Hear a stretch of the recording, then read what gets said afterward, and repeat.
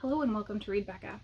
I absolutely loved A Boy and His Dog at the End of the World by C.A. Fletcher, so I'm very happy to gush about it here today. This book is really a cozy post-apocalyptic novel, if I can say that. I enjoyed it so much. It doesn't feel like anything I've read before. It feels so fresh, even though it is using elements that I've seen done and overdone in post-apocalyptic fiction over and over.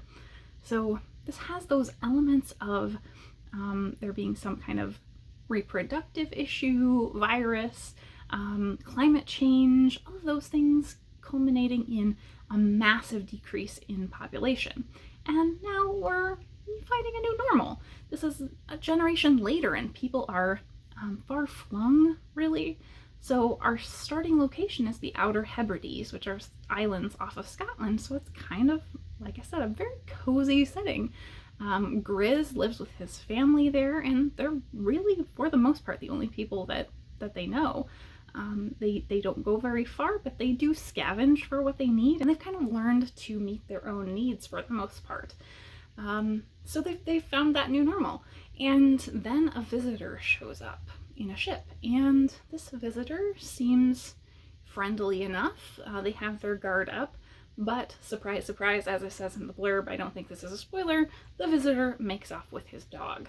So Grizz winds up on this kind of epic journey where he is traveling farther than he ever has before, farther from home than he ever has been, and he does this out of his loyalty to this dog that he loves, who he considers his family, and he can't see any other way.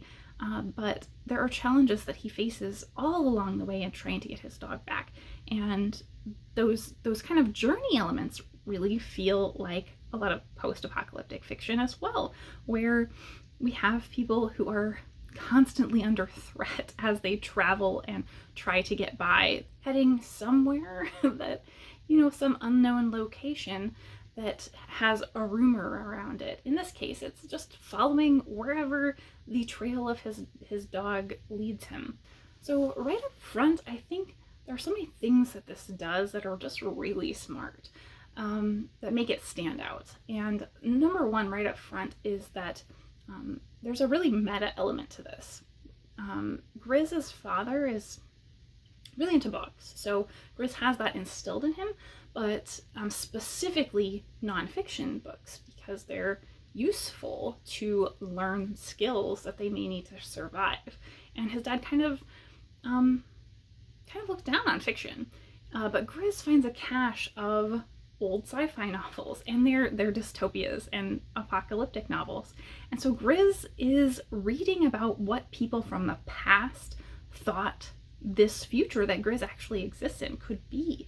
And so there's an interplay between what people from the past thought was going to happen and what Grizz is actually experiencing. So that, I think, is really smart and subtle. It's not super overt in here, but I enjoyed that as well. The writing in terms of structure is very smart, because Grizz has a picture of someone from the past that is being addressed first of all. So it's actually at times addressing you and talking to that person, and it feels really immersive, as if you're being talked to, the reader, rather than this picture of a person who Grizz doesn't even know, but feels kind of a draw to. That element of Grizz writing a journal to someone from the past comes back around to really show us the importance of story and storytelling in this book, and I just loved that element. Then beyond that, there's just simply the prose. So the prose really considers the word use, and it's smart without being kind of full of itself. So I just came up with a couple of examples where it really focuses in on the words that it's using. The how and the why slowly became less important as people got used to the what, and realized the big final when was heading toward them like a storm front that not even the fastest, the richest, the cleverest, or the most powerful were going to be able to outrun. And in this one, I think this one is in a ruined arena. Does absence have a weight? I think it does, because I stood there, feeling crushed by something I couldn't see. It was a much stronger feeling than the one I had when looking at a landscape full of empty streets. Perhaps it was because so many people had once chosen to come and squeeze in close to each other in this single space. Again, there are no such thing as ghosts. It didn't feel haunted, but it did feel like something, like it had once been peopled, and very densely peopled, and now it just wasn't.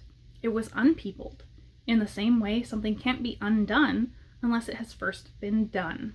So it has this brilliant word play to it that, again, it's subtle. It's not hitting you over the head with these things. They're just woven beautifully into the text. So I enjoyed all of those elements. I enjoyed the character. Grizz does encounter other people. I don't think that's really a spoiler, but Grizz winds up traveling to places that he's never been and experiencing things that he never ever would have expected to. And through it all, this maintains a sense of hope and optimism, and really at its core, the loyalty that Grizz has for this dog. This was just a really wonderful book that is all about remaining hopeful even after the end of the world. So I highly recommend this one.